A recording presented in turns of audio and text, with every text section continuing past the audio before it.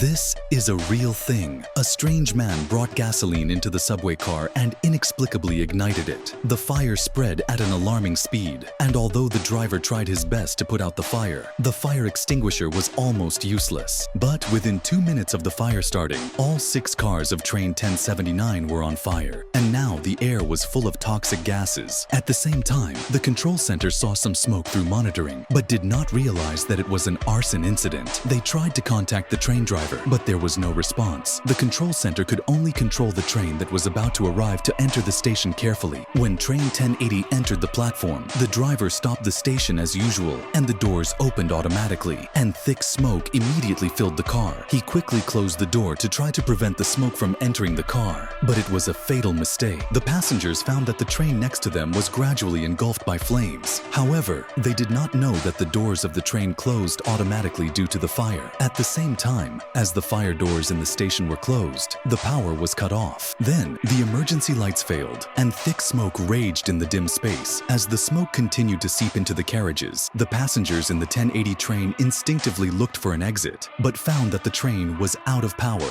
A few minutes later, the passengers began to shout frantically, trying to open the doors in the dark to escape, but the toxic gas gradually made them lose consciousness. At this time, the 6 carriages of the 1079 train had been completely engulfed by the flames, and those passengers who had successfully escaped were also blocked by the fire doors in the darkness and smoke. At this time, the driver of the 1080 train once again informed the passengers through the radio to stay calm, and the power would be restored soon, and the train could leave at that time. Unfortunately, it was because of the driver's 2 wrong decisions that most of the 140 passengers in the carriage fell into a coma. Although firefighters rushed to the scene after receiving the alarm, they were unable to put out the fire immediately. When the firefighters entered the carriage to search and rescue, all 140 passengers trapped in the carriage were reduced to ashes, and another 52 people died on the platform. After analysis, train number 1080 should not have been told to enter the station, and the 2 train drivers were held accountable for major mistakes, while the culprit who caused the disaster was sentenced to life imprisonment for arson and murder.